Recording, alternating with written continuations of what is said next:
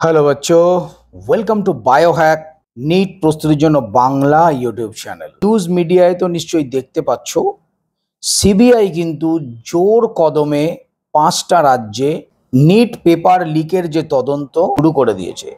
কোথায় কোথায়? বিহার, ঝাড়খণ্ড, মহারাষ্ট্র, গুজরাট এবং রাজস্থান। নিট 2024 পেপার লিক মামলা নিয়ে এবং প্রত্যেক দিন প্রতিনিয়ত নিত্য নতুন চাঞ্চল্যকর তথ্য উঠে আসছে, যে তথ্যগুলো কিন্তু প্রমাণ করছে যে পেপার লিকের যে ওয়েব, একটা জাল যে চারিদিকে গোটা ভারতবর্ষে ছড়িয়ে ছিটিয়ে রয়েছে, মানে আজকে পর্যন্ত কতদূর আপডেট, সেই ব্যাপারটা তোমাদের সামনে আমি তুলে ধরছি খুব সহজ সরল ভাষায়। তোমরা ব্যাপারটা তাহলে বুঝে যাবে। প্রথমে আমরা মনে করেছিলাম যে নিট 2024-এর পেপার লিক হয়েছিল বিহারের পাটনায়, কিন্তু এই মুহূর্তে দাঁড়িয়ে, আজকে দাঁড়িয়ে যে সমস্ত ইনফরমেশন আমাদের কাছে আসছে, সিবিআই তদন্তে যে সমস্ত ইনফরমেশন উঠে আসছে, তাতে মোটামুটি আমরা শিওর হতে পারছি যে নিট পেপার লিক ঘটনাটা ঘটেছিল কিন্তু ঝাড়খণ্ডের হাজারিবাগের। সেটা হচ্ছে 3 তারিখ, মানে 5 তারিখে পরীক্ষা ছিল, 3 তারিখেই কিন্তু পেপার লিক হয়ে গেছিল। এবং হাজারিবাগের ওএসি স্কুল, সেই ওএসি স্কুলের যে পেপারের যে সিরিয়াল নাম্বার, সেই সেম সিরিয়াল নাম্বারের পেপার কিন্তু পাওয়া গেছিল পাটনাতে। অর্ধেক পোড়া ছিল, মানে পুরোপুরি জ্বলে যায়নি, অর্ধেকটা পোড়া অবস্থায় সেম কোশ্চেন পেপার পাওয়া গেছে। এবং ইওইউ এই কোশ্চেন পেপার এনটিএর থেকে যে কোশ্চেন পেপার চেয়েছিল তার সঙ্গে মেলানোর পর সেটা কিন্তু 100% ম্যাচ করে গেছে।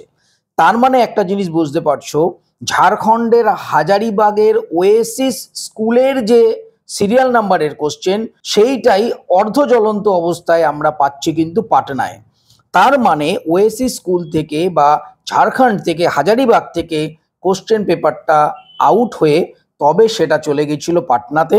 কোশ্চেন পেপারের কপি এবং তাদের অ্যান্সার হোয়াটসঅ্যাপের মাধ্যমে কিন্তু বিভিন্ন জায়গায় ছড়িয়ে দেওয়া হয়েছে এবং স্টুডেন্টদের পরীক্ষার আগের দিন সেগুলোকে মুখস্থ করা হয়েছে। ঘটনাক্রমটা হচ্ছে, সিবিআই কিন্তু হাজারিবাগের যে ওএসি স্কুল, সেই স্কুলের যিনি প্রিন্সিপাল আসানুল হক, তাকে নিজেদের হেফাজতে নিয়েছে। এই আসানুল হক কিন্তু শুধুমাত্র ওএসি স্কুলের যে প্রিন্সিপাল তাই নয়, হাজারিবাগ সিটির এনটি এর কোঅর্ডিনেটর, এক্সাম কোঅর্ডিনেটর। তার আন্ডারে 4-5টা সেন্টার রয়েছে যেখানে কিন্তু এক্সাম কন্ট্রোল করার দায়িত্ব তাকে দেয়া হয়েছিল। তো সেই আসানুল হক, তিনি মনে করা হচ্ছে মেন মাস্টার মাইন্ড, যদিও পুরো ঘটনা এখনো সামনে আসেনি। সিবিআই তাকে দীর্ঘক্ষণ ধরে তাকে জেরা চলছে। আশা করি খুব সহজেই আমাদের অ্যান্সার 2-1 দিনের মধ্যেই চলে আসবে। বিহার পুলিশের যে ইওইউ, তারা কিন্তু একটা 80 পাতার একটা রিপোর্ট সেটা তৈরি করে সিবিআইকে হ্যান্ডওভার করে দিয়েছে। এখন এই ঝাড়খণ্ডে হাজারিবাগের 3টে স্পট কিন্তু রয়েছে যেগুলো মেন গুরুত্বপূর্ণ। তাতে এই 3টে স্পট কি, তাদের মধ্যে কানেকশন কি সেটা বলি।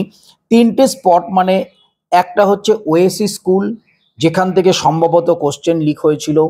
2 নম্বর হচ্ছে ব্লু ডার্টের একটা কুরিয়ার স্টোর, যেখানে কোশ্চেন পেপারটা এসেছিল। এবং 3 নম্বর হচ্ছে এসবিআই ব্যাংক, যে ব্যাংক থেকে পরীক্ষার দিন সকালবেলা কোশ্চেন পেপারগুলো সেন্টারে নিয়ে যাওয়া হয়েছিল।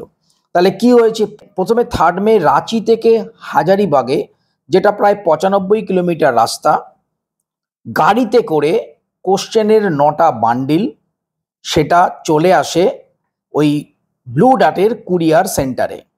যদিও কোশ্চেনটা কিন্তু কুরিয়ার সেন্টারে যাওয়ার কথা ছিল না, কোশ্চেনটা যাওয়ার কথা ছিল রাঁচি থেকে ডাইরেক্ট স্টেট ব্যাংকে। সেখানে না গিয়ে ওই কুরিয়ার সেন্টারে কিন্তু চলে আসে। কুরিয়ার সেন্টারে চলে আসার পর কুরিয়ার সেন্টার যখন বলে যে কোশ্চেনটা তো ওখানে নামানোর কথা, তখন যে গাড়ির ড্রাইভার তিনি বলেন না, ওই রকম কোনো ইনফরমেশন আমাদের দেয়া হয়নি। তো এই যে পাশে দেখতে পাচ্ছ, এটা হচ্ছে হাজারিবাগের সেই ব্লু ডার্টের অফিস। এবং কোশ্চেন পেপারগুলো, কোশ্চেনের যে বাক্সগুলো, সেগুলো কিন্তু মেঝের মধ্যে নামিয়ে দিয়ে গাড়িটা চলে যায়। দেখো কিভাবে কোশ্চেন পেপারগুলো সেভাবে রাখা ছিল, পাশে তোমরা দেখতে পাচ্ছ। এইবার তার পরের দিন, মানে 4 তারিখে, একটা ই রিক্সা করে কুরিয়ার যে অফিস, সে কিন্তু হাজারিবাগের যে এসবিআই ব্রাঞ্চ, এই যে পাশে দেখছো ব্রাঞ্চ, এই ব্রাঞ্চে কোশ্চেনগুলোকে দিয়ে আসে। কোশ্চেনগুলো দিয়ে আসার পর পরের দিন মানে পরীক্ষার দিন 5 তারিখে সকালবেলা যে সিটি কোঅর্ডিনেটর ছিলেন আরও এনটিএ তরফের লোকজন তারা গিয়ে ওই স্টেট ব্যাংক থেকে কোশ্চেনগুলো ওএসি স্কুল এবং অন্যান্য যে পরীক্ষা কেন্দ্র সেখানে নিয়ে যায়। এইটা ছিল টোটাল যে রোড ম্যাপটা, মানে কোশ্চেন কিভাবে আসবে এবং বিভিন্ন জায়গায় পৌঁছবে। তাহলে এক্ষেত্রে কোশ্চেন পেপার লিক হওয়ার কিন্তু 3টে জায়গা রয়েছে। কোথায় কোথায়? রাঁচি থেকে কোশ্চেন পেপারটা যখন ওই কুরিয়ারের অফিসে এসেছিল, এই যে 95 কিলোমিটার রাস্তা, এখানে পেপার লিক হতে পারে। 2 নম্বর, পরের দিন ওই কুরিয়ার অফিস থেকে যে কোশ্চেন পেপারটা স্টেট ব্যাংকে গেছিল, যেটা তোমার 2 কিলোমিটার রাস্তা, ই রিক্সা করে গেছিল, সেখানে হতে পারে। অথবা 3 নম্বর, স্টেট ব্যাংক থেকে কোশ্চেন পেপার যখন নিয়ে তোমার সেন্টারগুলোতে যাওয়া হয়েছিল সেখানে। তো কোন জায়গা থেকে কিভাবে পেপারটা লিক হয়েছে, তো এই ব্যাপারে তদন্ত এখনো চলছে। পুরোপুরি স্পষ্ট হয়তো 1-2 দিনের মধ্যেই কিন্তু হয়ে যাবে। এখনো পর্যন্ত লেটেস্ট আপডেট হিসাবে যেটা বলা হয়, 4খানা স্টেট থেকে এখনো অবধি 27 জনকে এই পেপার লিক মামলায় অ্যারেস্ট করা হয়েছে এবং সিবিআই কিন্তু মোট 6টা কেস করেছে এবং 6টা এফআইআর করেছে। সেটা হচ্ছে বিহারের পাটনায় একটা, গুজরাটের গোধরাতে একটা, রাজস্থানে 3টে এবং মহারাষ্ট্রে একটা। আরেকটা জিনিস যেটা স্পষ্টভাবে উঠে আসছে, এতদিন আমরা যেটা ভাবছিলাম যে পেপার লিক আগের দিন হয়েছে, সেটা কিন্তু নয়। পেপার লিক হয়েছে 48 ঘন্টা আগে। তার মানে এটা তো স্পষ্ট হয়ে গেছে সিবিআই এর কাছে যে ওএসি স্কুলের সিরিয়াল নাম্বারের ওই কোশ্চেন পেপারটাই পোড়া অবস্থায় পাটনাতে পাওয়া গেছে। তো এইটা গেল এই মুহূর্তের কিন্তু একটা বড় আপডেট। সারমর্ম হচ্ছে এটাই, 48 ঘন্টা আগে ঝাড়খণ্ডের হাজারিবাগ থেকে ওএসি স্কুল থেকে বা ওএসি স্কুলের যাতায়াতের রাস্তাতে কোশ্চেন পেপারটা লিক হয়েছে। হোয়াটসঅ্যাপের মাধ্যমে, মোবাইলের মাধ্যমে ভারতবর্ষের বিভিন্ন প্রান্তে ছিটিয়ে রয়েছে। আমাদের মাননীয় শিক্ষামন্ত্রী প্রথম দিন মাত্র 2টো স্টেটের কথা বলেছিল, প্রথম দিন তো একটা বলেছিল, তারপরে 2টো, এখন দেখছো 5টা। এবার আস্তে আস্তে সিবিআই তদন্ত যত এগোবে, আরও বিভিন্ন স্টেট, আরও বিভিন্ন লোক কিন্তু এতে ইনভলভ হয়ে যাবে।